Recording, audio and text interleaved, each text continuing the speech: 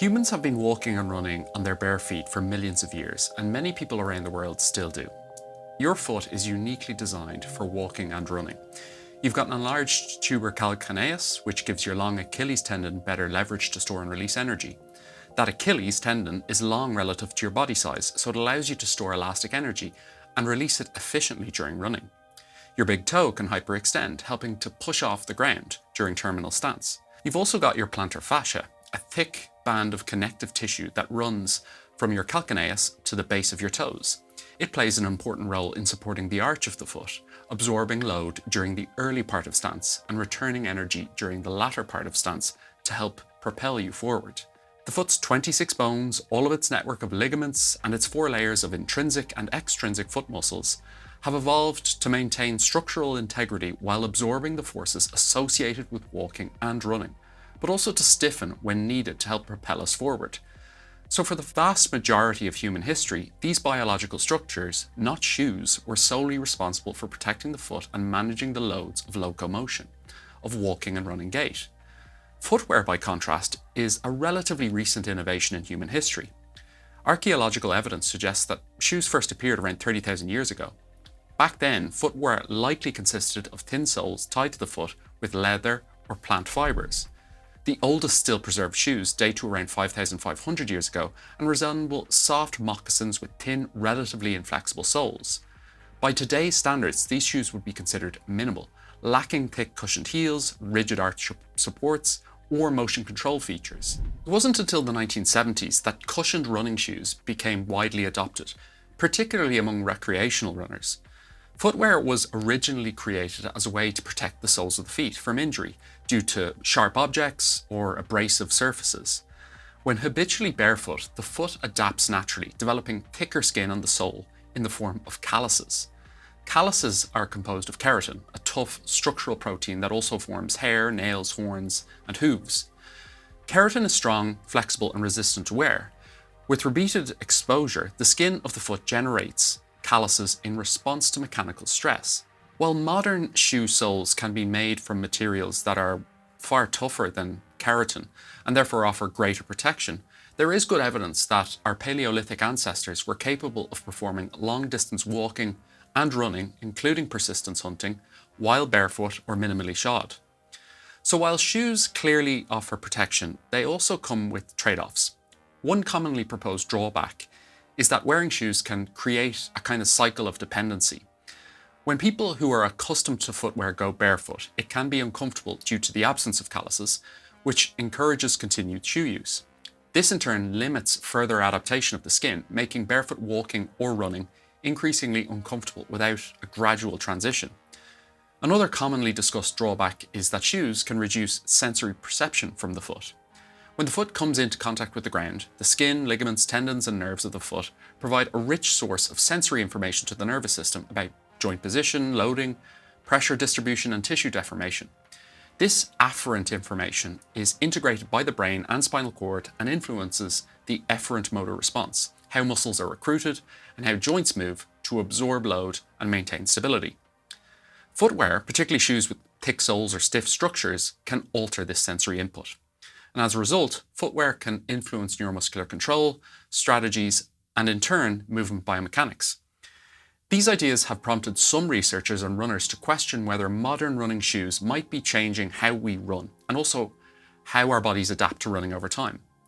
In recent years, this questioning has coincided with renewed interest in barefoot running and minimalist footwear. This resurgence was popularized in 2009 by the book Born to Run, which described an ultramarathon in a remote region of northern Mexico and argued that modern running shoes contribute to injury. The popularity of minimalist footwear, like the Nike Free Range and Vibram's Five Fingers shoes, further fueled debate about whether runners should abandon the so-called maximalist shoe designs that became popular in the 1970s, characterized by thick cushioned heels and elevated heel-to-toe drops. Looking at the scientific literature, numerous biomechanical studies have examined how different types of running shoes influence running mechanics. Across these studies, it becomes clear that not all aspects of a shoe affect movement equally. Of all the components of a running shoe, the feature most likely to influence running biomechanics is the heel. The heel is often the first part of the foot or the shoe to contact the ground during walking and running. This initial contact can generate a rapid spike in ground reaction force known as an impact transient or an impact peak. Impact peaks during walking can approach body weight, and during running may reach 2 to 3 times body weight depending on speed and running style. This impact generates a transient shock wave that propagates through the lower limb, although a significant proportion of this force is attenuated by soft tissues in the foot and leg. In barefoot walking, the fat pad beneath the calcaneus plays an important role in dissipating these impact forces and generally makes barefoot walking comfortable on a variety of surfaces. But during barefoot running, repeatedly striking the ground with the heel, a rear foot strike pattern, can become uncomfortable or painful, particularly on hard surfaces.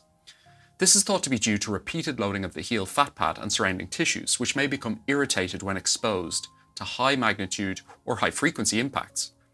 Running shoes with thick cushioned heels made from compliant surfaces reduce the rate at which impact forces are applied and increase comfort during rear foot striking, making this pattern more tolerable over longer distances.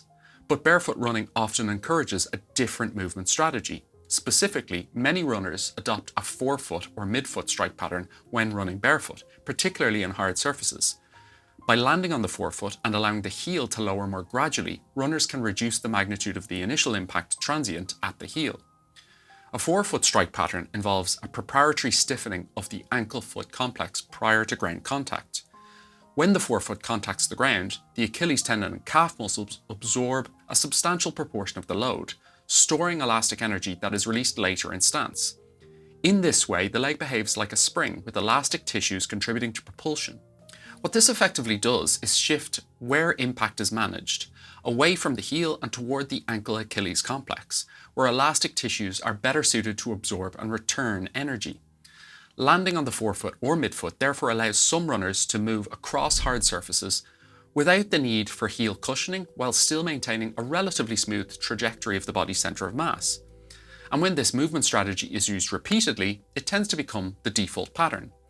Studies of habitually barefoot populations, as well as runners who regularly train in minimalist footwear, show that these groups tend to use forefoot or midfoot strike patterns more frequently when running, particularly at moderate to high speeds or on uneven terrain.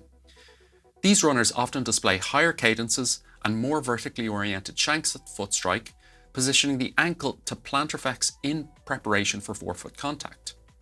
Other studies have shown that habitually shod runners who typically rear foot strike often switch to a forefoot or midfoot strike when asked to run barefoot on a hard surface. This change is likely driven by sensory feedback and discomfort associated with repeated heel impacts, rather than conscious technique modification. Over time, these individual responses appear to scale up to population-level differences in running patterns. Among recreational marathon runners who wear shoes, approximately 70 to 80% use a rear foot strike pattern, whereas in elite marathon runners, a larger proportion use midfoot or forefoot strike patterns. So at first glance, this might suggest that midfoot or forefoot striking is superior for performance or injury prevention, but there's an important confounding factor to consider: running speed. Elite marathon runners compete at much higher speeds than the majority of recreational runners, and as running speed increases, runners are more likely to shift towards midfoot or forefoot strike patterns regardless of footwear. Elite marathoners often average speeds close to 20 km per hour, which makes sustained rear foot striking biomechanically less common. Most recreational runners do not have the physiological or musculoskeletal capacity to sustain these kinds of speeds, and foot strike pattern and running speed are closely linked. In this context, it's important to recognize that rear foot striking has several potential advantages. Rear foot striking allows runners to lengthen their stride more easily and generally places lower demands on the calf muscles and Achilles tendon. This can make it more economical or comfortable for some runners, particularly at slower speeds or over long distances. Also, shoes with thick heels and elevated heel-to-toe drops mechanically encourage rear foot striking and make it difficult to avoid. Maximalist shoes with cushioned heels also lower the barrier to entry for many people taking up running. For novice runners, particularly those who have been sedentary for much of their lives, cushioned shoes can make running more comfortable and accessible. In that sense, modern running shoes are not inherently a problem. They often allow people to start running who otherwise might not. These runners may rely more on a shoe to attenuate impact forces while their neuromuscular systems adapt to the demands of running. The potential issue arises when the comfort provided by the shoe allows training volume to increase faster than the body's tissues are able to adapt. As we had discussed, one of the most consistently identified risk factors for running-related injury is a mismatch between training load and tissue capacity.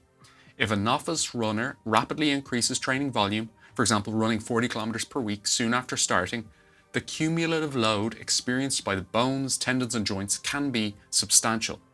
In this context, the shoe may mask early warning signals rather than cause injury directly, delaying behavioral feedback that would otherwise limit training progression. Each leg may experience hundreds of thousands of loading cycles per year, and if tissues have not adapted sufficiently, injury risk increases. Some studies have shown associations between higher impact loading rates and certain types of overuse injuries, although these relationships are complex and far from deterministic. What's important to recognize is that running mechanics and footwear don't remove load from the system. They just change where the load is absorbed. Footwear and running biomechanics influence how loads are distributed across tissues, but they don't eliminate load altogether. One way to think about this is that different foot strike patterns shift stress to different parts of the lower limb. So for example, rear foot striking tends to increase loading at the knee, while forefoot striking shifts greater load to the ankle, Achilles tendon, and metatarsals. Because of this redistribution, it's tempting to assume that one strike pattern must be inherently safer than another. In one frequently cited study, rear foot strikers were reported to have higher injury rates than forefoot strikers, but this finding was based on observational data and does not establish causation. Importantly, these kinds of studies can't tell us whether the strike pattern itself caused the injury or whether other factors like training volume, speed, previous injury, or tissue capacity played a larger role. Ultimately, current evidence doesn't support a single best foot strike pattern for injury prevention, and the same principle applies when we move beyond foot strike and start thinking about other features of modern running shoes. Apart from heel cushioning, many shoes include other design features intended to improve comfort. Things like arch supports, stiffened soles, and toe springs. These features can reduce the immediate mechanical demands placed on the foot during stance by redistributing load or limiting motion at certain joints. But it's important to be clear about what this does and doesn't mean. Reducing load on specific tissues does not automatically weaken them, and in many cases, supportive footwear or orthotics can play a useful role in managing symptoms and allowing people to continue training while underlying issues are addressed. Flat feet are often cited as a consequence of wearing shoes or relying on arch support, but the relationship isn't that straightforward. Flat feet are relatively common, with estimates suggesting that around 20 to 30% of adults have a lower medial longitudinal arch. It's important to note that a flat foot posture on its own is not a reliable predictor of pain or injury, and many people with flat feet run regularly without problems. But studies comparing habitually barefoot and habitually shod populations do show differences in foot shape and arch mechanics. These differences reflect adaptation rather than pathology and do not imply that one foot type is inherently better or worse than another. What matters more is how the foot functions under load. Strong intrinsic and extrinsic foot muscles contribute to arch stiffness and load sharing during walking and running, and these muscles can be developed in multiple ways, through running itself, through targeted strength training, and in some cases, through graded exercise to barefoot or minimalist conditions. Plantar fasciopathy, often referred to as plantar fasciitis, is another condition frequently discussed in relation to footwear. Despite the name, plantar fasciopathy is primarily a degenerative condition rather than an inflammatory one. Its development is multifactorial and influenced by training load, body mass, calf muscles, their stiffness, foot mechanics, and occupational demands.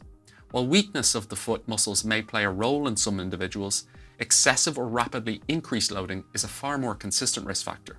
Supportive footwear or orthotics are often prescribed to reduce symptoms, and while they may not address every contributing factor, they can be effective when used alongside load modification and rehabilitation rather than as a standalone solution. Beyond cushioning and support, other aspects of footwear design can also influence foot health. Narrow toe boxes can compress the forefoot and are associated with conditions like hallux valgus, hammer toes, and altered toe alignment.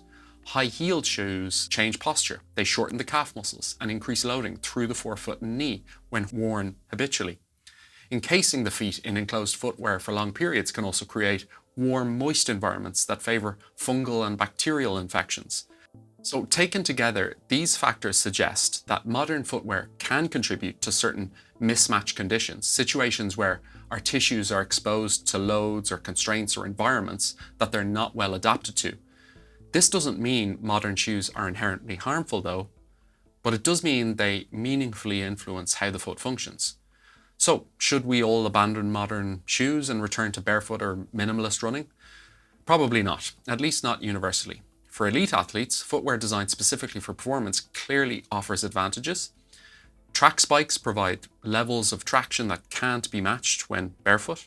And in long distance running, the recent development of so-called super shoes, which combine thick, compliant midsoles with stiff carbon fiber plates, has coincided with substantial improvements in performance. Since the introduction of Nike's Vaporfly series in 2016, road running records have fallen across a range of distances. These shoes improve running economy, and their performance benefits are well supported by experimental evidence. But despite growing interest in barefoot and minimalist running, relatively few high-quality studies have examined their long-term effects on injury, risk, or performance. Where benefits are observed, they are likely related to changes in gait mechanics and tissue loading rather than the absence of cushioning itself. One of the few randomized trials examining minimalist footwear found that runners with higher body mass and higher training volumes experienced a greater risk of injury during the transition period. In this study, runners increased their use of minimalist footwear gradually over several months, but injury rates were still higher in that group.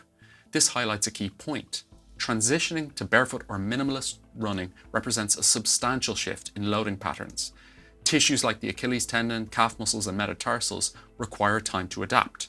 It is the speed of transition rather than minimalist footwear per se that appears to drive much of the increased injury risk.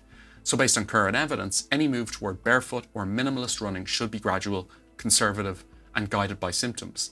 There's no universally safe mileage progression, and training volume needs to be adjusted according to individual capacity, recovery, and injury history. For runners training for specific events, incorporating occasional barefoot or minimalist shoes may help develop foot strength and proprioception, but these strategies should complement, not replace, established training principles, including progressive overload, adequate recovery, and individualization. Ultimately, there is no single ideal shoe and no universally optimal running style. The most important determinants of injury risk remain training load, rate of progression, and individual tissue tolerance. And that's what we'll talk about next.